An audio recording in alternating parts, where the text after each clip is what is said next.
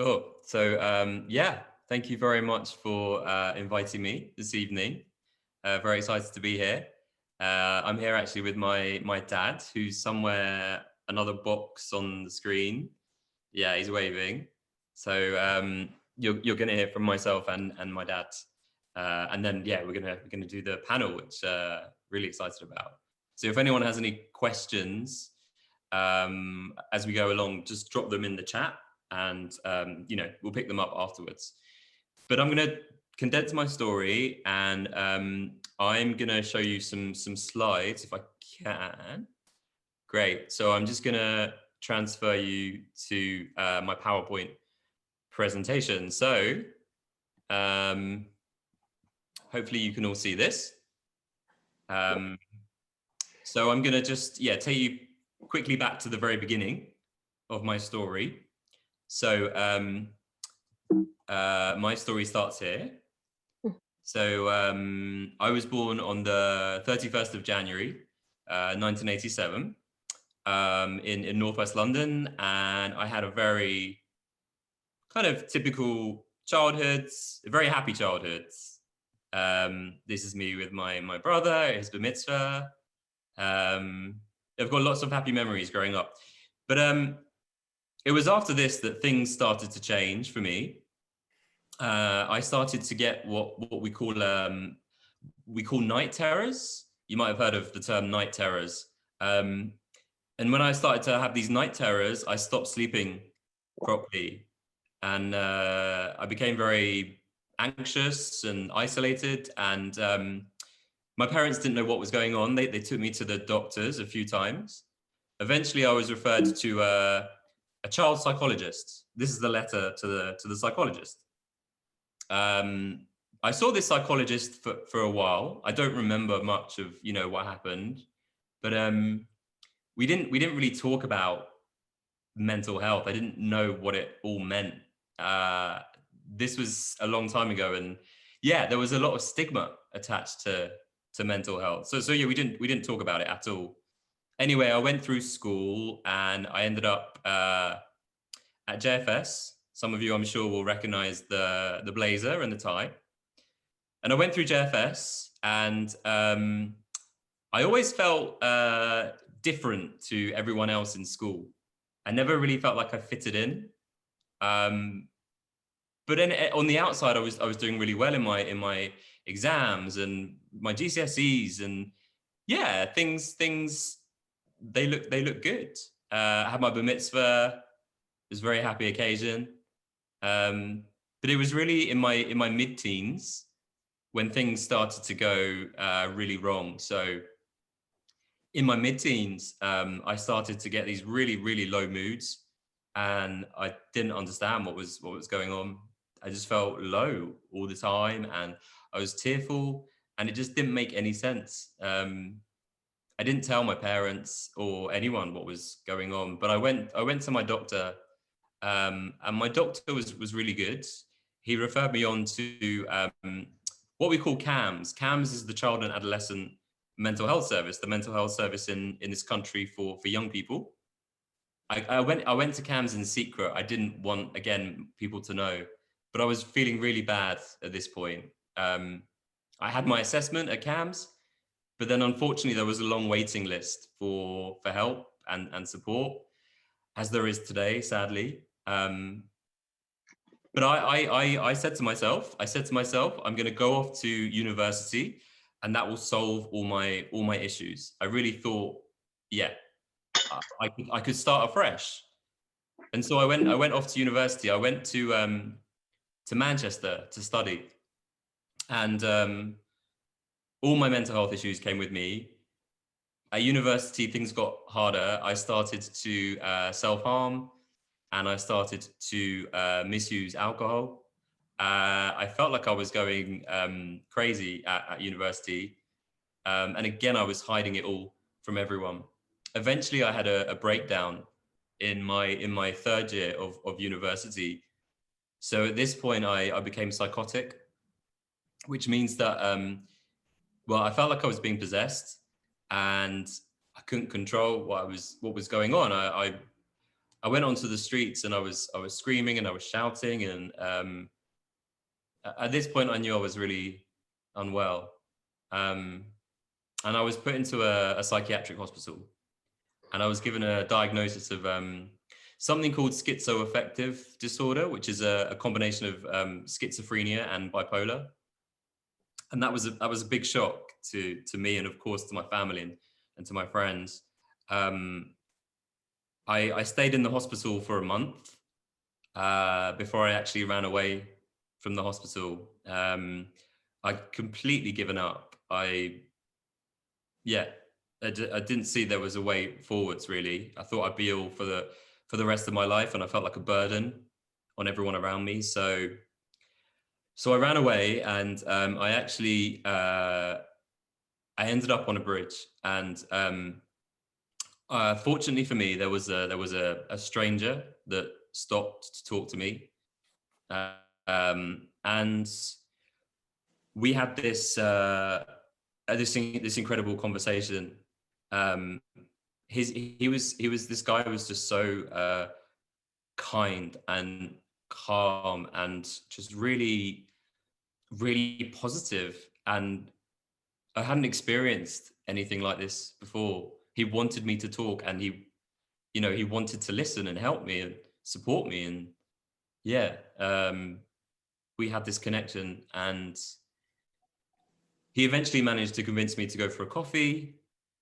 We didn't get the chance because someone had called the police. The police turned up, and they separated us, and I was taken away, and I was sectioned. I was given what they call a section 2, which means that you have to stay in hospital for a certain period of time. And that was difficult, but once that was done, there was something felt different within me. I think I had a little bit of hope from talking to this guy, and he was so positive. He kept on saying to me, you get better, you get better, and yeah, there was a little shift in me, I think, at this point. But it took a long time to talk. I wouldn't talk for. It took me years. It took me years to open up and to. I didn't want to deal with it. I didn't want to talk to anyone. I didn't want medication. I didn't want therapy.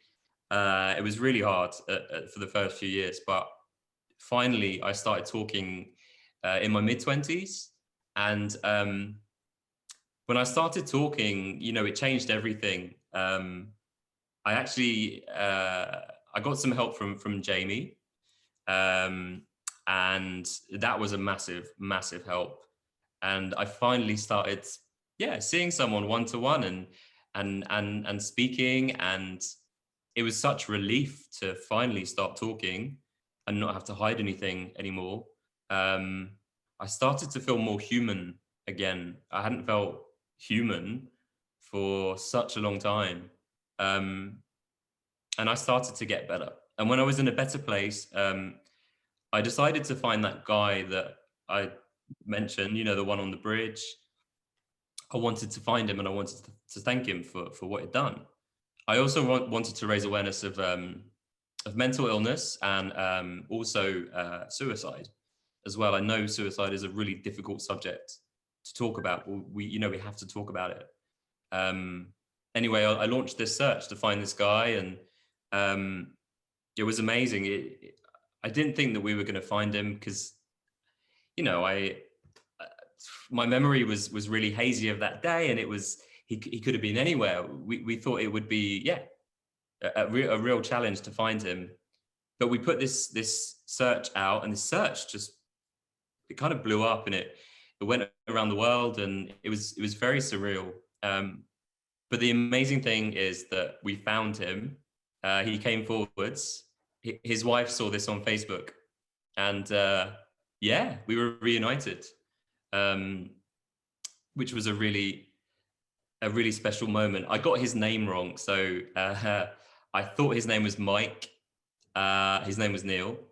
So, my memory was really hazy of that day, as I said. But it was amazing to be reunited and to say thank you to him for for what he'd done. And the amazing thing was, he said to me, well, you know, how can I help you? What can I do? And we started to work together. We had a documentary come out on Channel 4, and the past few years have been, been really kind of extraordinary, working together. I think my highlight was we ran the London Marathon in 2017, and that was really special. You know, running side by side the whole way with him. But to be honest, I didn't think I was going to make the marathon.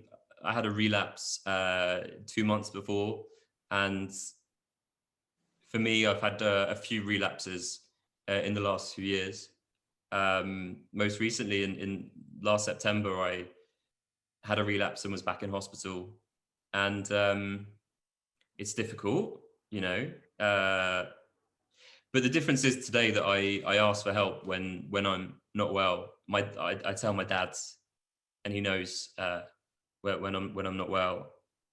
But I do different things today to try and manage my mental health. I take medication now. I have therapy. I have therapy at the moment every week on Zoom, and I have different tools that I use, including mindfulness. And I like to demonstrate mindfulness in this jar. So this jar is full of glitter, and this glitter kind of represents my mind, our minds. Sometimes it can be so full and you know, cluttered and overwhelming sometimes. What mindfulness does for me is it just it starts to settle everything. As you can see, the glitter is slowly settling down. When I'm focusing on you know, my breathing, when I'm doing a meditation practice with my breath, I can tune out of my head and become the observer.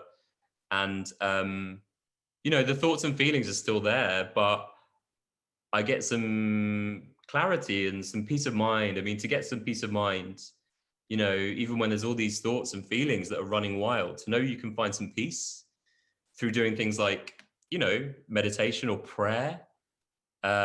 It makes such a difference to me to get that peace of mind. But the thing that I do most of all that helps is talk. Really, and ask for help. And I'm so lucky that, you know, I've got such a supportive family and friends and community. Yeah, very, very, very lucky. Just to finish off, I'm just going to go back. So my big focus now is young people, because I think if I'd have got something in school, I think it would have made a big difference for me. So I've been going to lots of schools to talk, obviously not now because of COVID, but it's all online, which is great.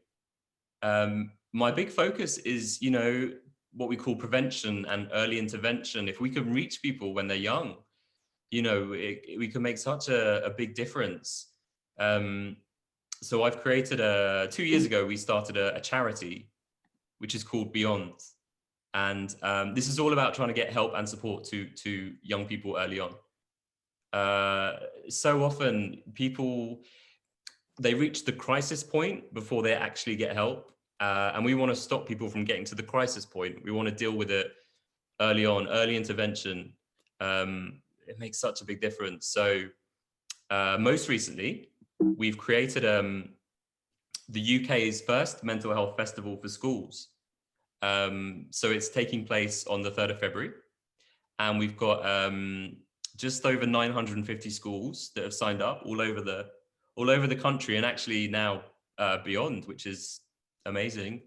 And we've got just over 350 people running sessions all over the UK. It's really all virtual, of course. Anyway, this map you can see is all the different sessions that are taking place, all different things: meditation, mindfulness, yoga, resilience, stress management, all different ages, teachers, parents. It's really exciting. So it's a lot of work, but yeah, I think it's going to be worth it. I'll put a link actually in the chat to the festival if anyone wants to see. But essentially, that's my story. And I'm going to hand over to my dad, who's going to quickly share his side, because mental illness doesn't just affect the individual, but obviously all those around them. So I'm going to stop and I'm going to just hand over to my dad. But thank you very much. Hi, good evening. It's good to speak to you all. I just really want to take you back a little way and then talk about how things have changed and what help is out there as well. But if I take you back to when Johnny was at JFS, we never had any issues there. He always said, he never said he didn't want to go to school.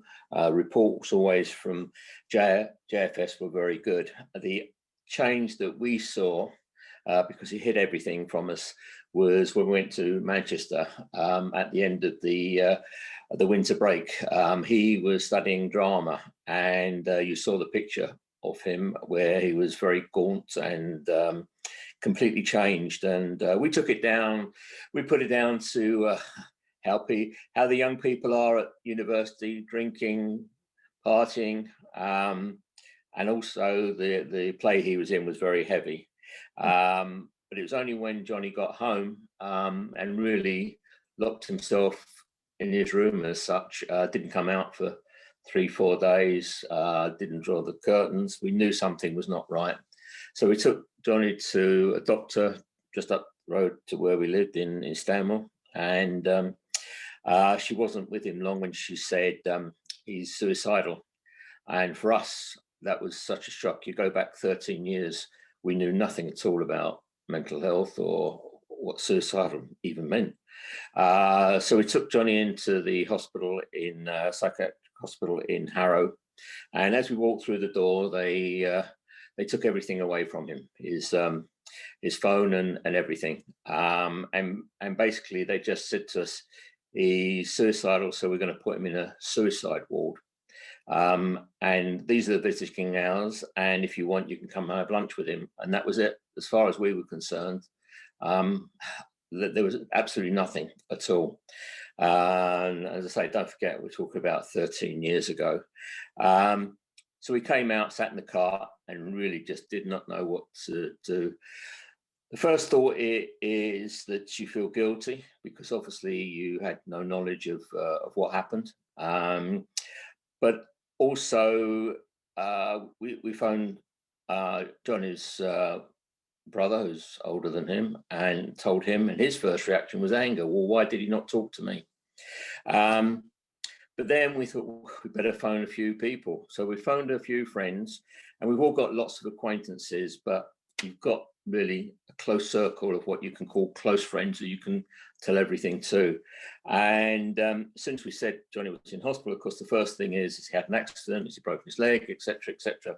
When we tried to explain, they didn't really understand either, except when we started talking, a couple of them, and one said, oh, well, one of our families suffer as well, but they never talked about it. And I think they felt relieved because they could actually talk about it as well and open up. And for us, when I then got a call, obviously Johnny was in hospital. I got a call from the hospital to say Johnny's in A&E in St Thomas's Hospital, and he tried to jump off a bridge, and but he's okay. So I rushed down to St Thomas's, and he was there. It was January. He was just in a t-shirt. He had bruises on him, obviously where he tried to. And all he said was, someone just talked to me. And again, there was no help there in St Thomas's. All they again said, help yourself to some sandwiches if you want, they're in the fridge. And they were having an argument between St Thomas's and the hospital in Harrow to say he needs to be sectioned. And I had no idea what section meant, absolutely nothing. So obviously it's very frightening, but there was a change. Obviously Johnny started to, I won't say talk, but you could just see the difference in him. He came home. We didn't ask any questions because no one taught us how to ask questions. We didn't know what actually to say. For us, things changed about 5-6 years ago. Unfortunately, I was diagnosed with prostate cancer, which everything is fine now. And the reason I was because a friend of mine had been diagnosed, and he said, "You've got to go and have a test." And I said, "No, I'm fine. I don't need a test." And he said, "No, go and have a test." So I went for a test. The difference is that the doctors and the nurses, Macmillan nurses, there's help there. They say, "Oh, well, this is what's going to happen," and whatever, which isn't with mental health. But what happened was that I came home and explained to Johnny and his brother what was going to happen and the treatment I needed. But also we thought, well, if we can talk about my physical health, then we should also be able to talk about our mental health as well. It should all be one, not separate. But it helped actually us break that barrier and to start talking. And how we really talked as well is it's difficult when you're facing someone you're facing. So we actually started talking driving. I was driving and we actually talked because you're not actually face to face. You can talk and it's a lot easier to actually start that conversation. And the first conversation is not easy. The second conversation is certainly not easy, but it does get easier. Honestly, it does get easier. And also you learn, don't be frightened to ask the question. Don't be frightened to say, "How are you?" But also listen as well, because you need to listen to what the answer is as well. We now recognize when Johnny isn't well because he overdoes things. He doesn't get the sleep that he needs. That makes a bad effect. But also we have friends we can talk to. And also now charities, Jamie, are doing such a fantastic job. They really are. There's help there because I think people realize it's not just the people that are suffering, it's also the family it affects as well. How do you deal with it? So there is help out there. A lot of other charities have helplines for family, for people that suffer as well. At Jamie, they have a family forum, which is for parents who have young people suffering. But what they found was that only women went, no men went. And the reason was men don't talk. So what we did was we actually started a fathers forum, and originally there was just 2 or 3 of us, and we went out for something to eat. And basically, it's a release for people. They can talk and talk quite openly. It's now grown. We now have, I don't know, 14, 15. We actually have. Now we've got to do it at Zoom, but we were meeting once a month.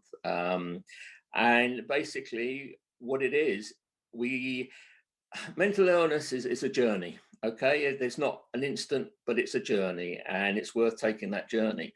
So what it is that we take the journey together, and we all talk to each other, and in some cases we can help and signpost as well. We're also on WhatsApp with each other, so if one parent is suffering, then they can speak to us and just explain how they feel more than anything else. So all I would say is please, open up. It's not easy. There's help out there. Things have changed. I mean, let's be honest, if we probably go back 3-4 years ago, we wouldn't all be sitting here talking about mental health, but now we are. So things are changing. They are getting better. There's still a long way to go, but it's going in the right direction. And now just really want to hand it over to the other people that are on the panel to explain, and then obviously we'll take questions. And as far as the questions are concerned, we're open for any questions. And anybody that wants to know about the forum, the Fathers Forum, please let Jewish Life know, and they can pass on your details to me. It's all obviously private, so I'm quite happy to give anybody details that that people want. Okay, now hand it over. Thank you very much. Thank you, Michael, and thank you, Johnny. I think a lot of people are going to have questions for you later on. Michael, I think for a lot of people, living with someone that's struggling with their mental health can be is an enormous challenge, and to know, and you just sit there and wish you knew what to do for them. It's one of those things, as you said, you just have no idea what to do. We don't really get that training in school, and we probably don't get it at home either. So it's something that we need to talk a lot about, and I think we'll have a lot of people asking questions about that from you, Michael. And I also wanted to point out one thing that you said, Johnny, which I think is so important. And Michael, you also touched on it, that mental health is not, surviving mental health or healing from mental health is not a happily ever after story. It's not a one-stop shop where you're able to just heal and get better. Listening to your story, Johnny, it sounds like, quite towards the beginning of the story, it sounds like, okay, this is happily ever after. And then you kind of take us back to, okay, you relapse. And that's something which we need to be aware of, because relapse is part of the story. And the story, the healing, or the happily ever after of mental health is the journey. So I think we'll talk about that a little bit more later. We're going to go on now to Ronit Gerber, who is the author and developer of the SMILE program, and she deals with many people in the mental health arena. And so we're going to give her a few minutes to introduce herself and tell us a little bit about what she does. And once again, anyone who has any questions, please write down your questions, and you can ask them as we get to the Q&A in a few moments. Ronit. Thank you, Rabbi Hoch. Thank you, everybody. It's a real honor to be here. Johnny, hi. Hi, Michael, and Nicola, who's on the panel with me as well. I have to tell you, I've heard Johnny speak a few times, and every time I see him, I have this compulsion to go over and hug him. I'm the Meshuggah that hugs, that just wants to do that. And I had a dream the first time I met him to sit on a panel with him, and here we are. So I just, little girl's dream coming true. It just feels amazing. My story, I'm not going to go into too much detail, but I was a very insecure little girl at primary school. I thought everybody was talking about me all of the time. I used to go and talk to my mom, and I'm quite vocal, and I'm quite in touch with how I feel, and I was needy of a lot of reassurance. And I'm talking when I was under 11 years old, going and asking, why are people talking about me all the time? And I took myself to the school psychologist and was very blessed to have people in my life who I did speak to, who gave me tools and supported me to find a way through. My auntie Estelle, who's actually my friend Lisa's mum, stood me in front of the mirror and had me sing these ridiculous songs to myself when I was 11. I love myself, I think I'm grand, I take myself to the movies and I hold my hand. It was ludicrous. I hated every minute of it. I wanted to literally crawl under a rock, and I can't sing very well either. But that really stuck with me throughout my life. I then got to my 20s, and I was again really looking for approval from everybody, never feeling good enough, never feeling worthy, and asked people, who am I? How do I show up for you? And it was those little nuggets along the way that helped me to realize that I needed to work on connecting with who I am, finding myself, my strength, my voice, so that I'm able to face whatever comes along, whatever challenges come along, and remember that there's nobody else that I need to be pleasing. And that kind of rolled into me developing the SMILE system, more because every time I spoke to people and worked with people, they always said, how do you stay positive? You're dealing with so much. There's so much that life throws at all of us, each and every person in this room. We've got so much that we're dealing with. Never mind the voices, the inner conflict that we all have as well in terms of decisions and challenges, and life can be very challenging. So how do you stay positive? And I started working on that. I did a talk on how to stay positive when things go wrong at a health and wellbeing exhibition about 8 years ago. And I used SMILE as an acronym to support people, because impact is what it's about, to help people to walk away from something different, to walk away more connected, to have a purpose for themselves, so that whatever it is that they're dealing with, they've got a lifeline almost, something to light the way. Purpose, connection, whatever it is to each person is unique to each person, but everyone has this beautiful light inside of them. Every single person's got their own uniqueness that they bring into this world. So I'm on this mission to light that light inside each and every person again, so that you can see you the way I see you, that you can see the beauty within yourself, and then start to live authentically in that way. So the SMILE system came from there, really. It was that how to live and stay positive when life is challenging you. And it's an acronym, and each of the different letters stands for a practice or a principle. And I've had the privilege of speaking to and supporting and sharing these tools with people all around the world. I'm working with people, a couple of people studying SMILE with me in Cameroon, which is really mind-blowing. It's beautiful to see. They want to make a difference in their country because they're frustrated with the corruption and they really are struggling. So to be able to share this other way of seeing the world with them has really given them a lifeline. People who have gone through all sorts of things. So it's a real pleasure to be here in this space and to be able to just support people. And I look forward to the questions and the panel, and just, you guys are all amazing. Every single person's got this beautiful light inside of them. We're here to thrive in this world. It's just about finding the way, I guess. I don't know what else to say other than, over to Nicola, I suppose, or over back to you, Rabbi Hoch. And thank you for having me. Thank you very much. Thank you so much, Ronit, for that. And we'll get back to you soon with the questions. We'll pass it on now to Nicola. Nicola is a Bournemouth local who has her own very personal, real current experience with struggling and mental health challenges. And she's going to share with us a little bit about her story, and then we'll hop right into the Q&A. Nicola, over to you.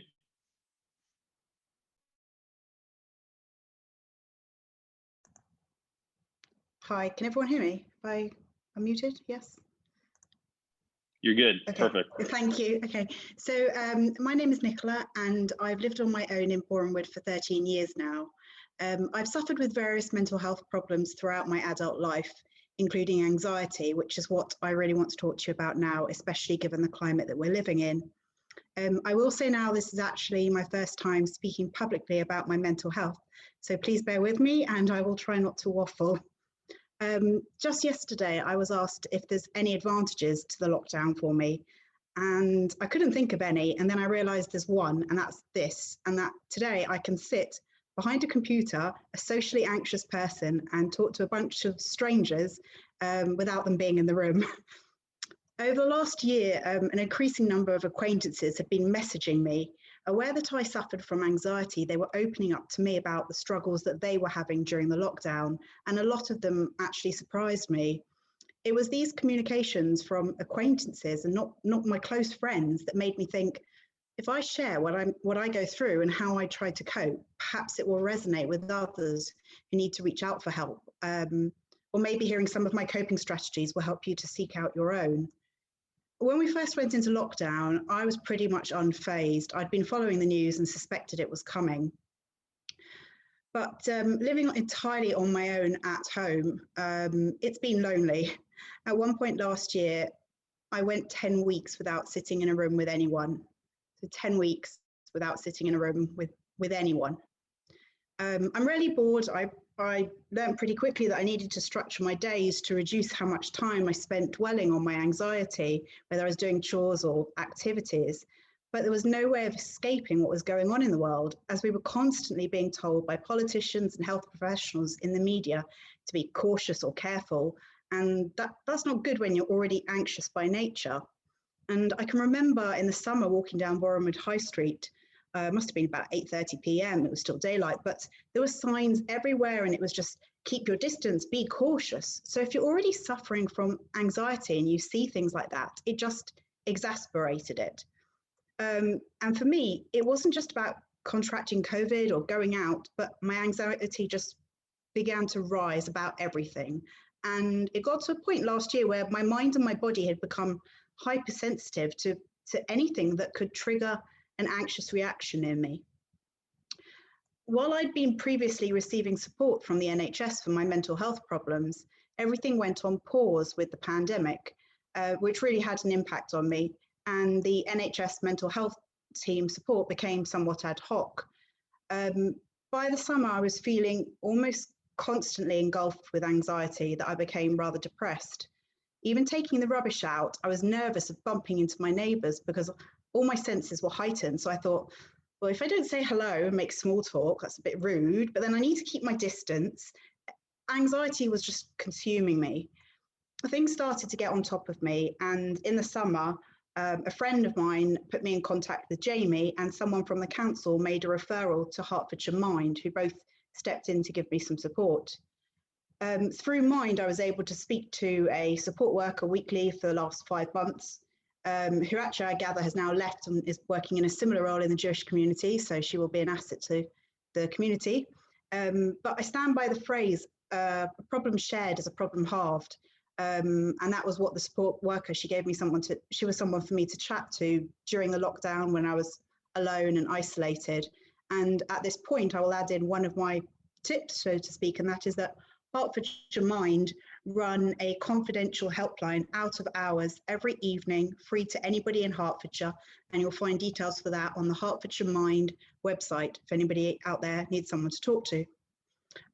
Through Jamie, I was able to access a variety of support. And because of them, I think I have gone from just about existing 6 months ago to surviving at the moment. And I've been able, when I needed to speak to a peer support worker or a social worker. I was also given last year a series of one-off sessions with, one-to-one session, sorry, with one of the staff members who focused on my well-being. And she got me to stop living off cereal bars and eating better for my body and my mind, and discussed breathing exercises for my anxiety, and convinced me of the benefits of meditation. And I don't mean that in a religious form, but I mean listening to guided relaxation recordings. And there are a lot of free apps for that out there. People have recommended those to me for many years and have unfortunately come up against my wall of negativity. And I apologize to those who I dismissed, because guided relaxation is indeed brilliant. Jamie runs various centres, but with the pandemic, they had to shut everything down. And basically overnight, they set up a timetable of Zoom groups for their members for 6 days a week, various different Zooms, so that people didn't feel isolated. So when I was put in touch with Jamie last summer, it really, really opened up things for me, because I was able to engage with people through Zoom, from light-hearted sessions of quizzes and craft groups to deeper conversations about the news and what's going on and what would worry me about the news, or worry us, because it was a group of us, about the news. When you live alone and you're hearing the news and you're worrying about it and you're on your own, you've got nobody to sort of say, is this really that crazy, and things like that. And so to have that safe space that Jamie provided in those Zoom groups has been a real lifeline. And people often refer to them as that, as the lifeline for the Jewish community. And I've seen that firsthand in the last year. I've had occasional interactions with Jamie over the years in my adult life, but in this last year, they've just been a real lifeline. As I made a reference earlier to the ad hoc support of the local NHS mental health services, I must add that I'm told in the last couple of months they've slowly begun to get back to normal, although I don't really think any of us know what normal is at all anymore. But they've now reached a way of offering people a different form of care in Hertfordshire, and my personal support is currently being reinstated. So I think in a minute we are going into a Q&A, but I do want to end with one thing, and that is, to any of you who are struggling with anxiety in whatever form, you're not alone. And your neighbours or your friends may well also be struggling with some sort of anxiety. Despite the happy images that we often present on Facebook and Instagram, it's good to actually talk to people, whether it's over the phone or in a text message. The internet can be your friend when you Google it for resources, but I heard a quote recently, and that is to remember that social media is a tool and to use it as a tool and not let it use you. And the very last thing that I'd like to say is that I personally am extremely grateful to Rabbi and Leah for reaching out to me frequently during the pandemic. They know that I live alone in Borehamwood and that they are a great support for the community at the moment, at the same time as looking out after their own family. So I very much personally appreciated all of their contact. Thank you so much, Nicola. Thank you so much. And I have to say how, I want to repeat over what you said. This is the first time you're speaking publicly about your struggles with mental health. And I want to say a huge thank you to you for that. It's so brave. It's so important for all of us to feel comfortable to be able to speak about that. And I also want to say thank you because the truth is, this evening we were kind of talking about doing something and how are we going to do it, and there's so many reasons not to do things, and it's really because Nicola was really pestering us, really. And she's like, no, we got to make it happen. What are we doing? What are we doing? What are we doing? And thanks to her, it's happening. It's happening tonight. So and also we wanted to thank Ronit for bringing Johnny in as well, which we're very, very happy to have here tonight. So with that, we'll move on to the Q&A. If anyone has any further questions, please send them in the chat, and we will try to go through as many questions as possible. So I'm going to begin with, we're going to ask a question to one of the panelists, and then we'll allow the panelists to respond to the question if they feel comfortable doing so.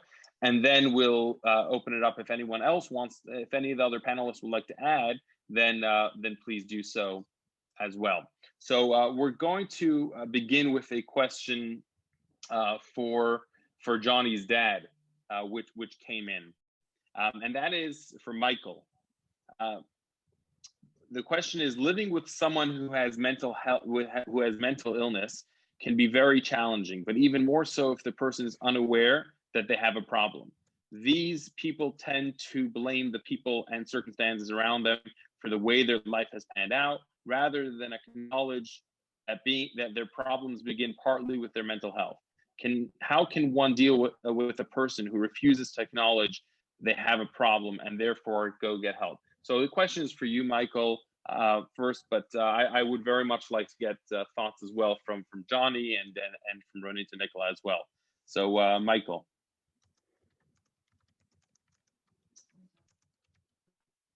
Michael, I think you have to unmute yourself. Sorry. Okay. I think this is probably one of the main questions that we're always asked as well. How can we start people admitting and talking about it?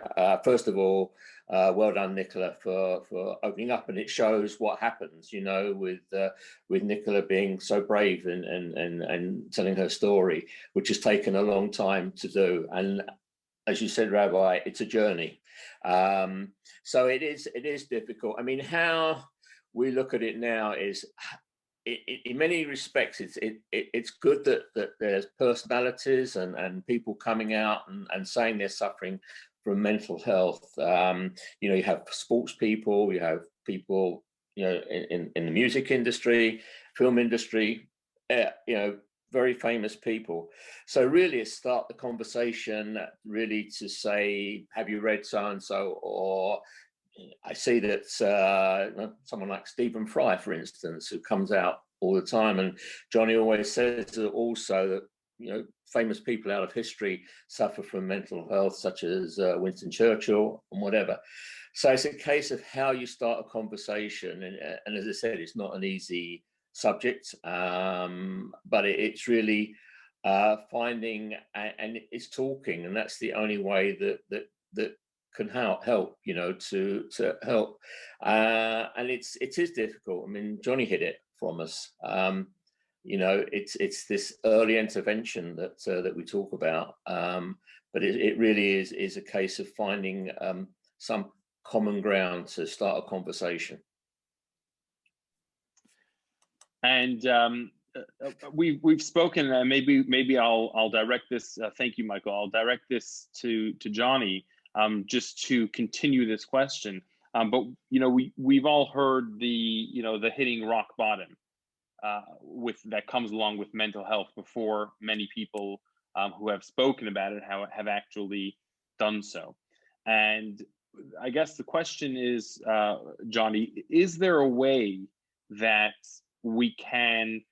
that you feel from your perspective, we can help people, help our family members, our friends, the people around us before they hit rock bottom?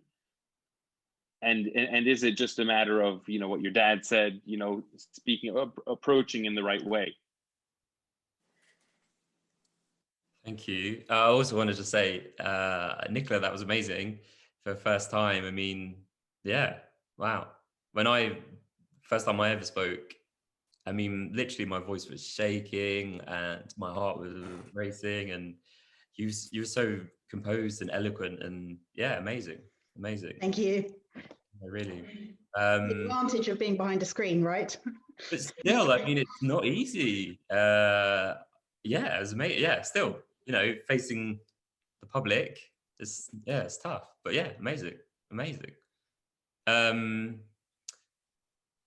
Oh, sorry, I've forgotten the question. Sorry, yeah. So I think, you know, I have this in my life with particularly men, my male friends in my life, who will not talk or will not acknowledge that and I know they're struggling, and it's really hard to get through to them. But I think, you know, what helped me was people didn't give up. They kept on. We call it planting seeds. They planted seeds. So, you know, as Dad said, someone would give me a book on, I don't know, mental health, or tell me about an app for well-being, and I would always dismiss it, and I'd say, I don't want to know, I don't care. But you know, gradually it started to things started to change, and people gave up on me. You know, along the way, people would say, well, you know, I keep inviting you out and you won't come, and yeah, I can't do that anymore. And people gave up, and I lost friends along the way, but I have those friends that, yeah, stuck with me and, you know, kept on gently. I think you got to be really gentle, but persistent. And you know, it took me years, but finally I did start to acknowledge, and it can take a long time because we build up these walls, you know, for so many years, and it takes a while for those walls to come down. But I think the key is, people not giving up. I think that's I see it so often that people just give up on other people. It's tough. It's really tough. Absolutely, and just I think that's very important, and that's a message really to all of us, because it is, you don't feel like you're giving up on someone necessarily. You know, when someone ignores you, doesn't respond, you know, just doesn't respond in a way that you would expect them to, suddenly your relationship with them changes. You feel like, well, I didn't do anything, so you know, they've given up on me. See you later. You don't feel like you're doing anything wrong necessarily. But actually, if we're all aware that people can be, especially if it's friends of ours we already know have challenges with mental health, to have that knowledge and that awareness that it's very possibly a mental health thing, to really not ever give up on people. And I think that could be very, very important for all of us. If I could just pass it on to you, Ronit, is there something from your smile system that you think could be not for the person themselves, but again for people who are around those struggling with mental health, that could apply to this? Thank you, Chaim. It's a really the question really hits close to home for me as well. You know, I've got a lot of people around who you can see are struggling. You know, there are signs. Um, you have this instinct that something's not 100%, you know, okay for that person, and yet they insist that they're fine. I think, as Johnny said, there's this reluctance to speak, or you hide it quite well, which was Michael's experience. And that's the hardest thing when you suspect someone's not doing okay and they're not going there with you, they're not wanting to talk about it. And I think those, you know, before I answer the question about the smile thing, I just wanted to acknowledge those seed planting, that idea is really beautiful and powerful. Just show somebody that you're there and that you care with little gestures, a text to say, hey, how are you? You know, reaching out to say, I'm here, I'm thinking of you, you know, have a beautiful day. Just so that they know that they're still connected and keeping that connection going. And I mean, just to think over the SMILE system practices, it's really just about perspective. You know, the S stands for seeing things differently. And when somebody's pulling away from you, or someone is, their behavior's changing, or their eating patterns are different, and you can see that something's not right, I would say take a different perspective than making it about you. Don't take it personally, and realize that there is another way to look at it. Take yourself out of the equation and put the other person there, and just keep doing these lovely gestures, and don't disappear on them. As hard as it is to keep knocking on someone's door when they don't want to answer you, don't give up, because deep down I'm sure that they want to be seen, and they want to have that light switched on, and they want to connect. So really just choosing, when you're dealing with a loved one or somebody in your world who you think is struggling or whose behavior doesn't make sense, just see the sign that something's probably not okay for them, and just keep doing lovely things. You know, there's a lot of love, and everybody just craves one thing, and that is just love. To be loved and to be acknowledged. And if you can do that and not take it personally, it will go a long way. You know, I know that the Jewish Life Center do these beautiful initiatives. Do something like that, you know. Send a care package to somebody that you think is struggling. You know, a little box with some nice pampery goodies and some snacks goes a long way. Or just some lovely, as you know, Johnny said, little seeds, little things that make a difference. Thank you, Ronit. And Nicola, you also mentioned that people would suggest you use different apps or different exercises.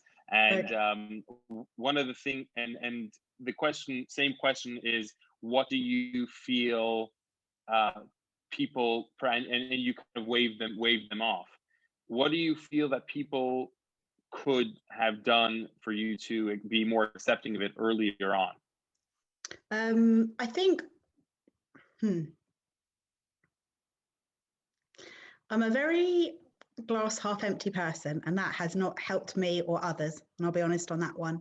But I don't think it's a case of there was anything that they could have done. It's more that I, as the kind of person I am, sometimes I need to hear things over and over again. I remember as a child, who remembers, everyone says, how many times do I have to tell you to clean your room?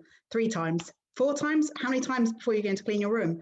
But it's almost like that, in the sense of with skills that people have given me. And I think with Jamie, there's been a lot of skills that I've gained from them over the last 6 months. And a lot of them are like, oh yes, I was told that 2 years ago. Oh yes, I was told that a year ago. Oh yes.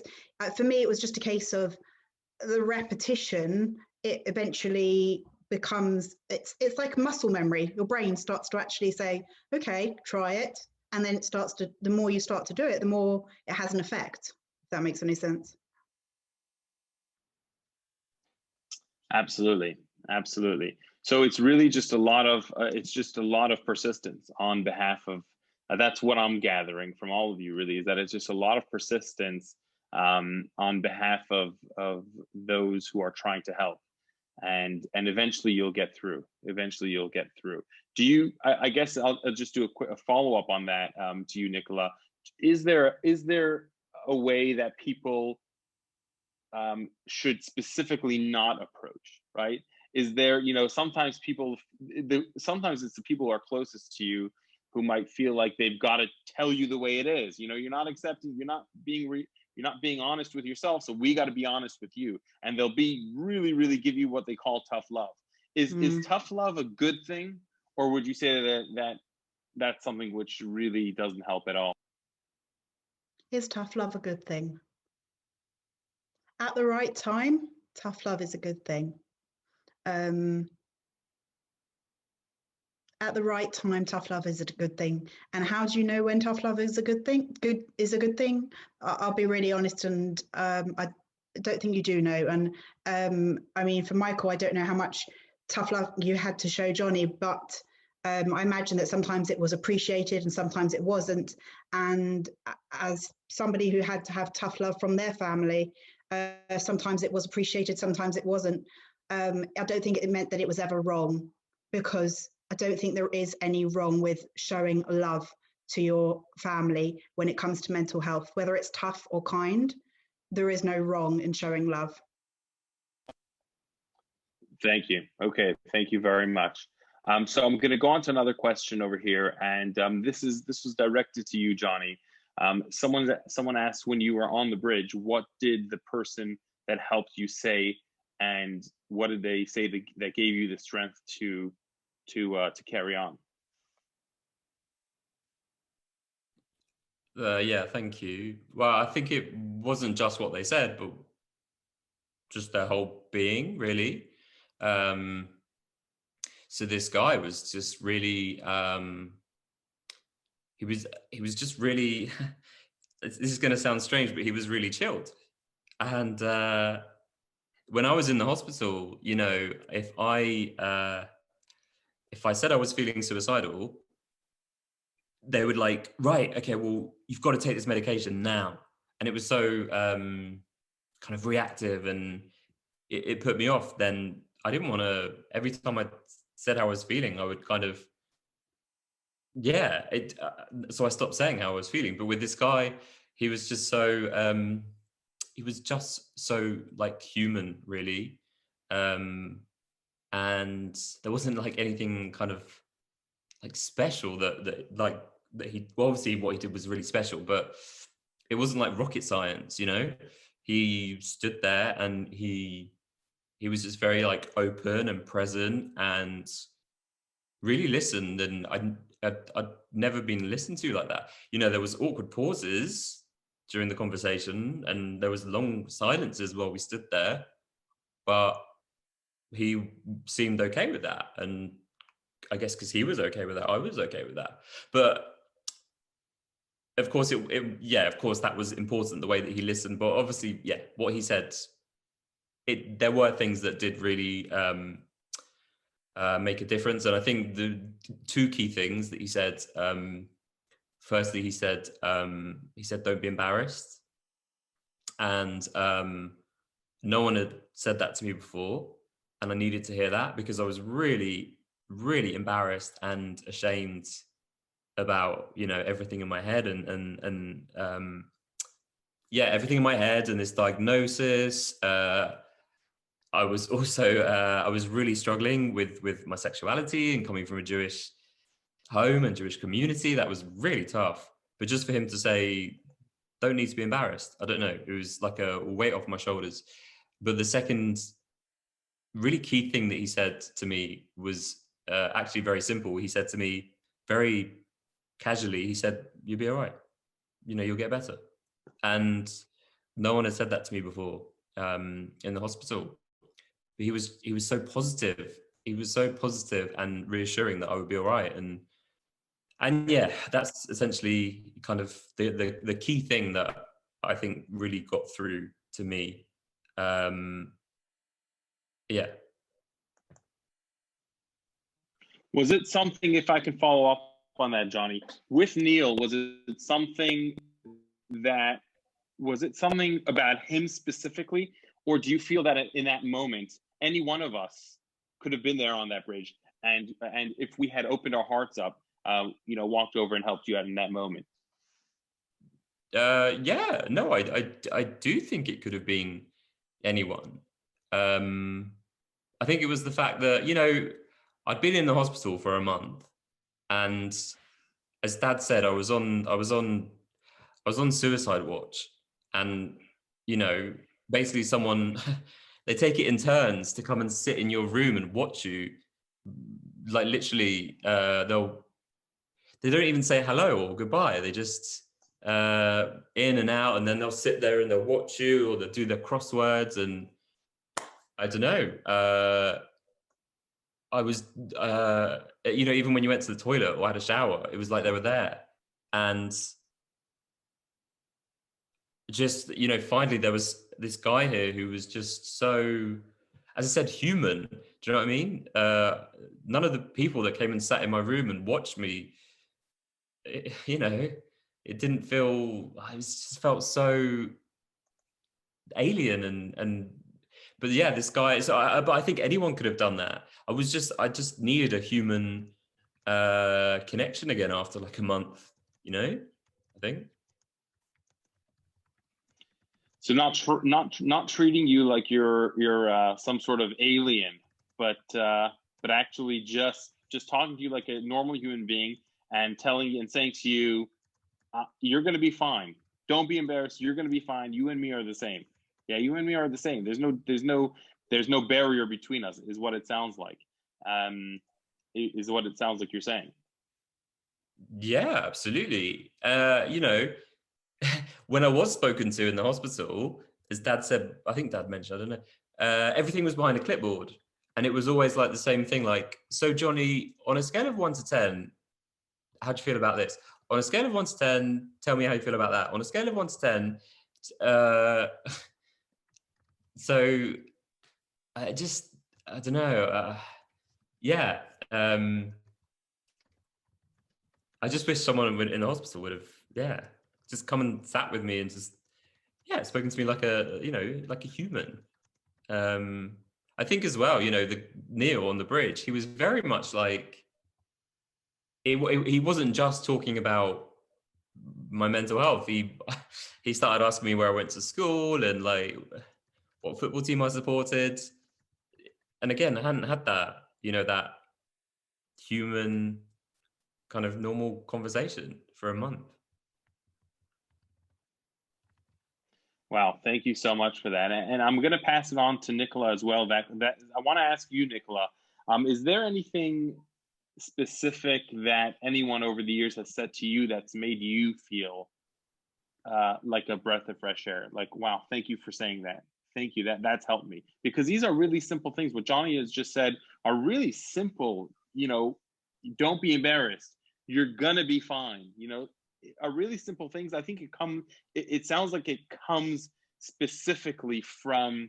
It sounds like it comes specifically from. It needs to come from a person who's also feeling like, who's treating you generally like an equal, and like they're there with you. But those are simple things. And if I can pass it on to you, the question to you, Nicola, is there anything specific that anyone said to you over the years that has been helpful in that way?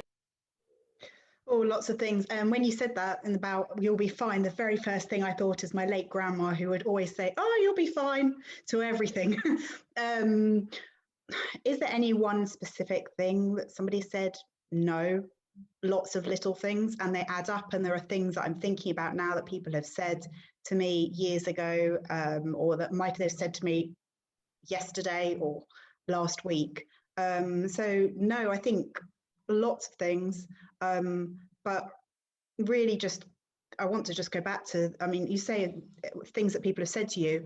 I mean, I think about the moment, about the things that I'm saying to others, because it's really been during the pandemic that people that were not necessarily my friends, but my acquaintances, who've been opening up to me and talking to me about their anxiety. So I found myself sitting on the other side of thinking, okay, what do I say? What do I say to them to reassure them or to guide them in the right direction? Because they knew I suffered from anxiety. My sort of social network, not social network, it's my circle knew.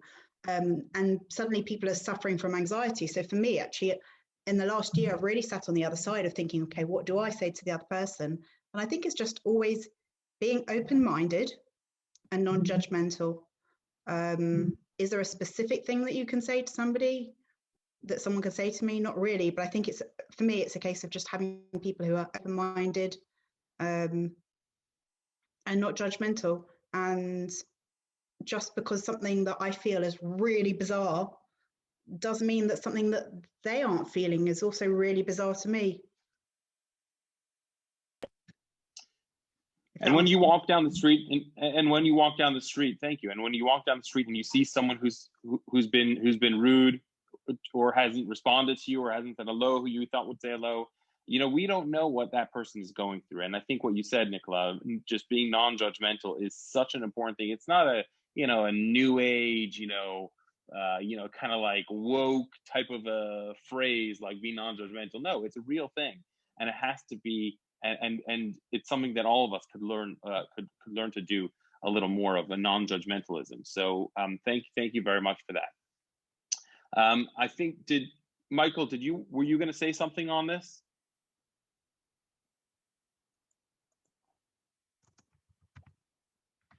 Michael, did you want to say something? Did you have your hand up? Yeah, it's the same, really. I just wanted to add something as well from a parent's point of view as well. As Johnny said, when he was in hospital in Harrow, we used to see the psychiatrist with him. There was the clipboard, there was a desk, and we couldn't understand why he kept on looking up behind him, and it was a clock, and basically your time was up. There's a big difference now. When Johnny unfortunately had a relapse, we saw the doctor is under now, and she was actually literally just coming out of the lift after seeing him. And she went, "Oh," he said, "I've just seen Johnny. He'll be okay. Don't worry, he'll be okay." And that to us, again, was so reassuring, because as a parent or whatever, also you need that hope as well. And that made such a difference, because obviously we had the same experience as Johnny did, but actually he's going to be okay. And that's actually gives you hope as well.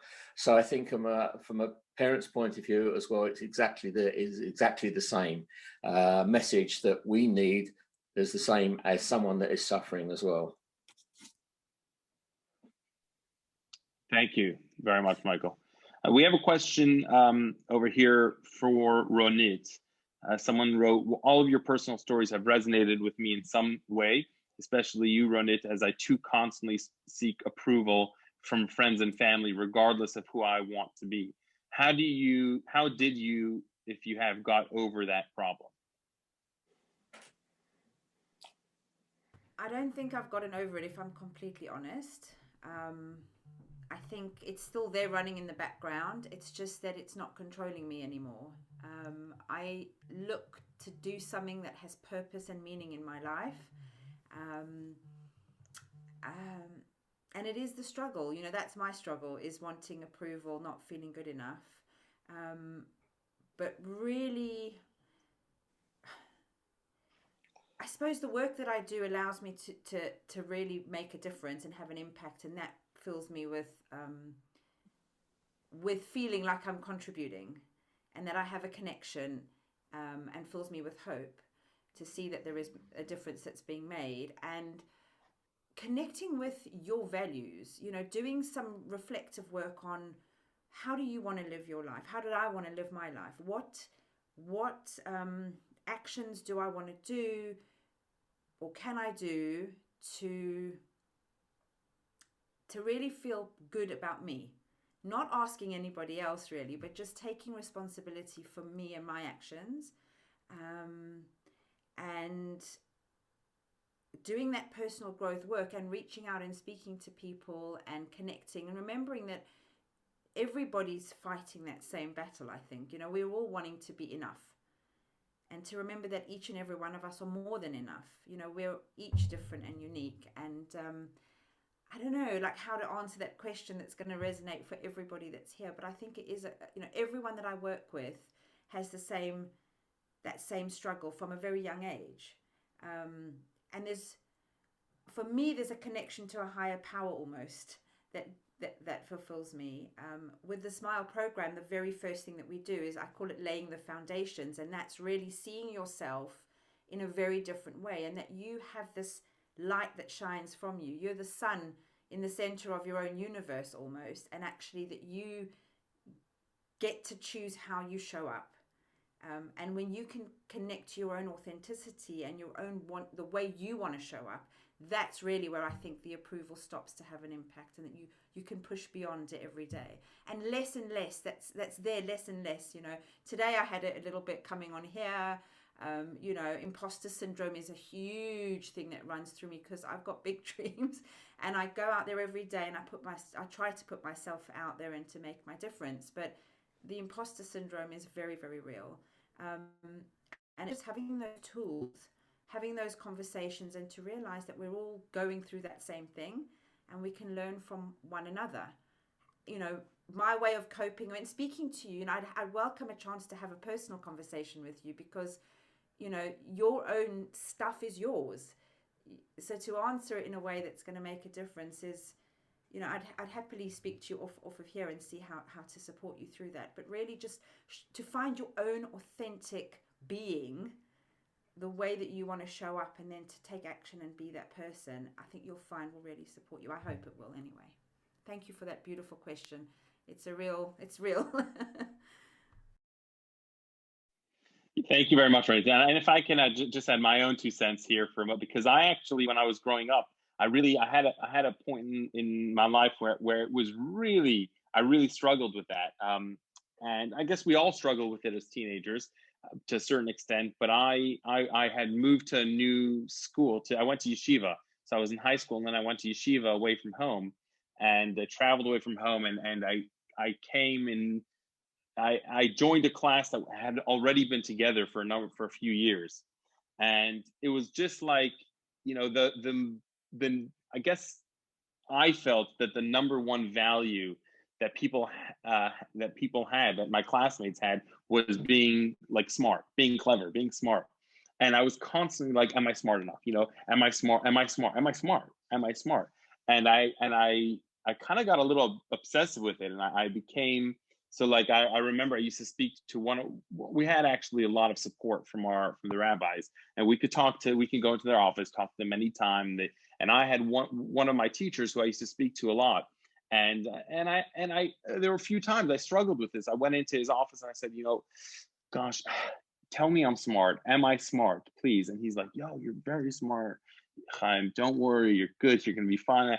And then one time, after I had done this a number of times, I come into his office one evening, and we finished, you know, learning in yeshiva. We finished, I think, at 9:30, whatever. So I came and I spoke to him after our evening learning, and I say, you know, am I smart?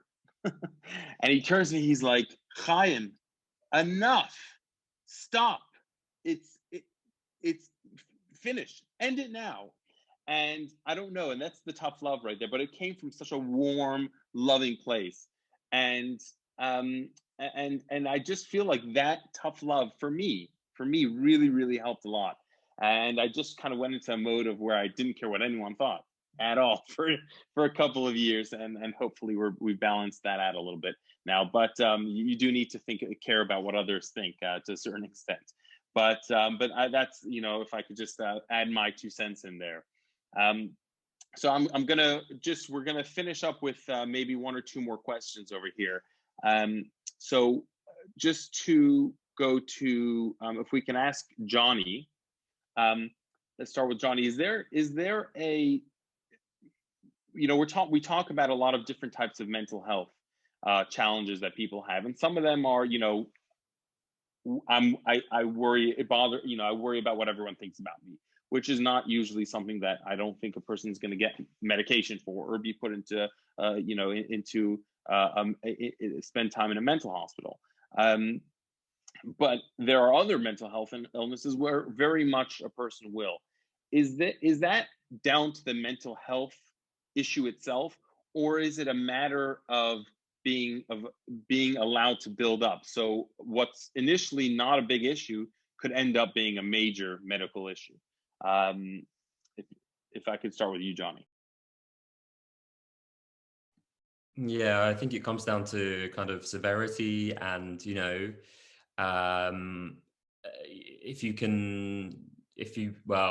if you're safe enough on your own, if you can cope enough on your own, if you can yeah, manage on your own. I mean, for me, I've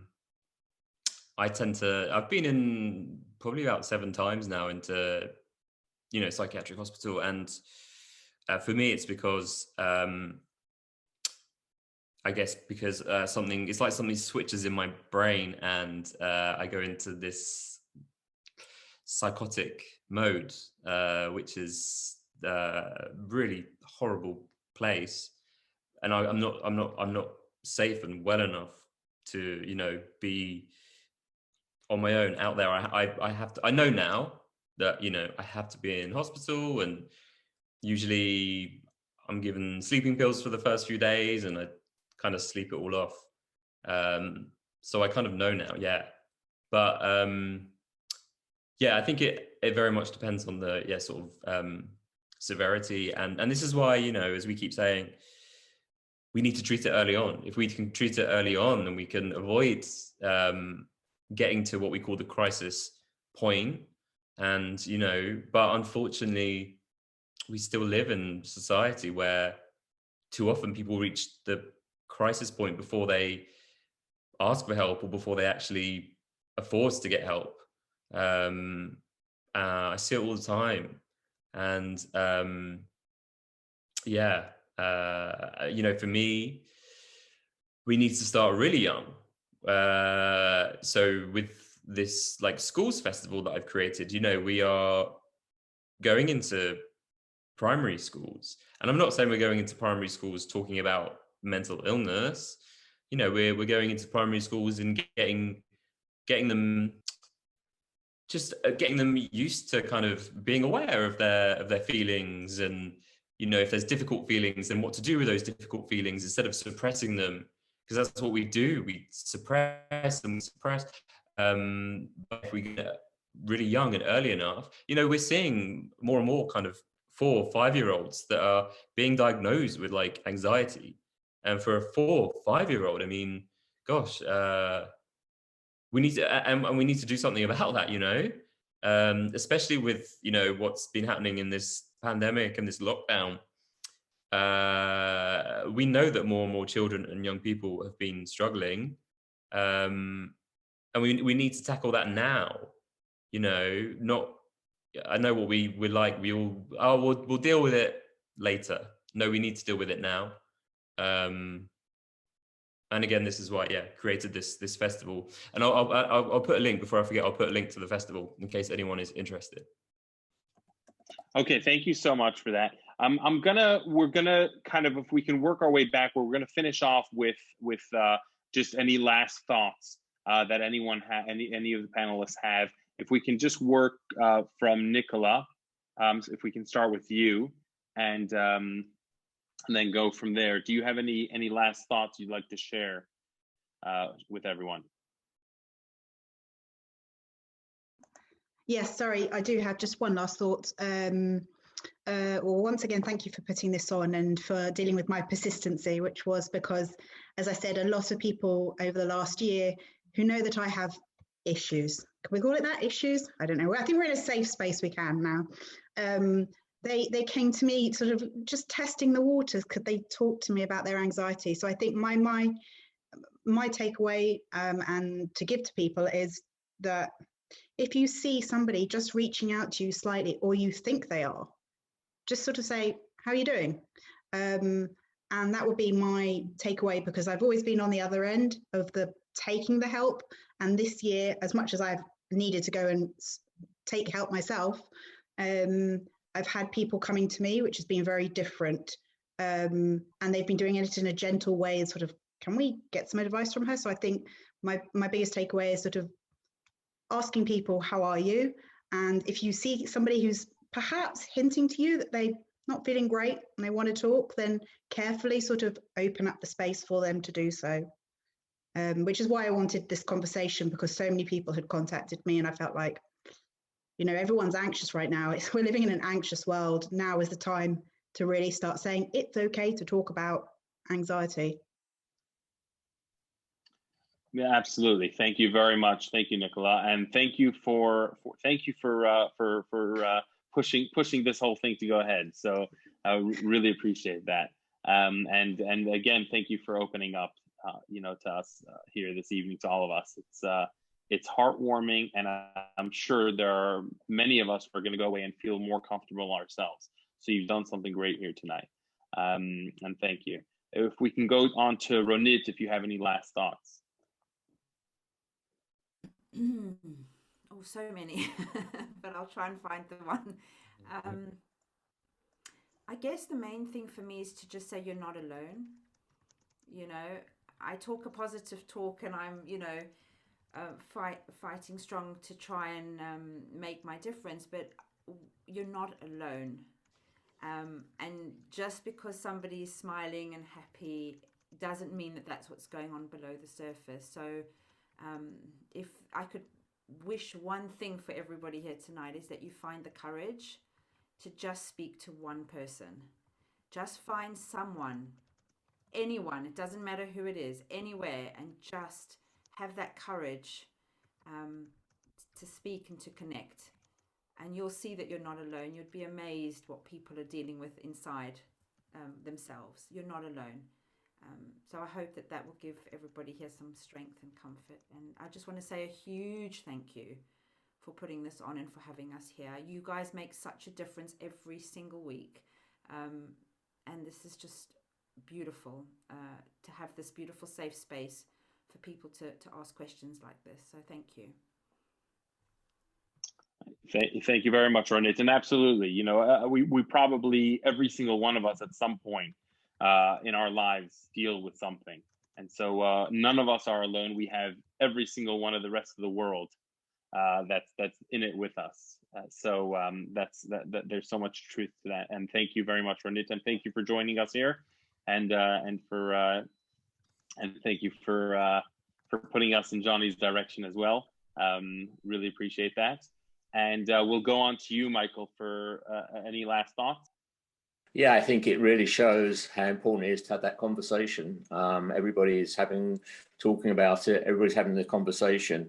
I just really want to leave you actually with a story. Actually, one of the father's son had been suffering, and he's helped him. And the son actually turned around to him and said, you should join the Fathers Forum as well, because you also need maybe to talk.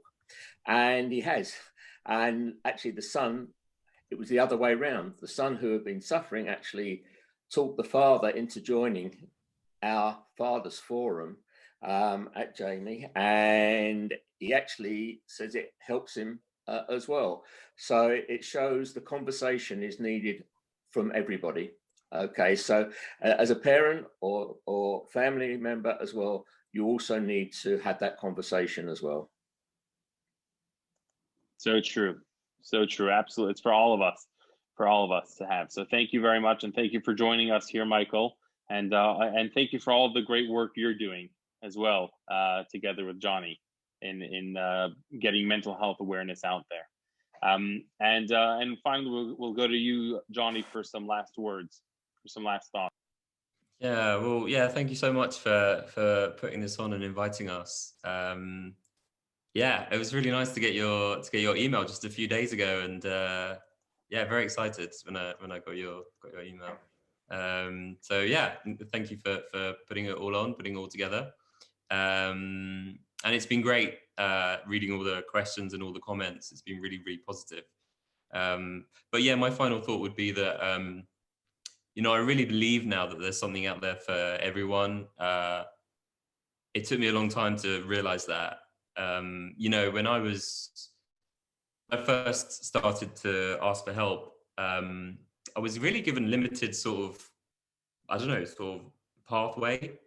It was either, well, this or this, but actually there is lots of different types of help, support, treatment you can try when it comes to mental health. It's not as limited as I thought it was, and I've had to find out for myself, and often, yeah, you have to go on your own journey. But things like the mindfulness that I showed you, at the very beginning, I said to myself, I can't do mindfulness, I can't meditate, I'm not, and I put it off for years. but then I finally picked it up, and I struggled at the beginning with it, but I pursued with it, and now it really helps me. And you know, I just think, you know, I've tried different types of therapies. Like a really common one is CBT, cognitive behavioral therapy, and probably a lot of people might know that. And for some people, it really helped, but for some people, maybe not. So I've tried another type of therapy, which is called CFT, which stands for compassion focused therapy, which is quite different to CBT. And that's helping me now. And yeah, I just think there is something out there for everyone. For some people, that is creativity, art. For some people, it's music. For some people, it's exercise. For some people, it is I'm trying to think of all the different things there are out there. But basically, yeah, I think essentially what I'm trying to say is don't give up. You know, so often people say, I've tried everything and nothing is working, but I really do think, yeah, there's something out there for everyone. And of course, you know, just go on to the Jamie's Headroom program that they've got. There's such a variety of things that you can try, you know, just throughout the week. And if one thing doesn't work for you, then something else will. So yeah, keep pushing on and just don't give up. I guess what you're saying is keep pushing on, don't give up. You're gonna be okay. Yeah. And thank you so much. That's absolutely so powerful. And thank you so much. Thank you, Johnny, for joining us here tonight and sharing your story with us. And really a thank you to everyone, every single person who joined tonight.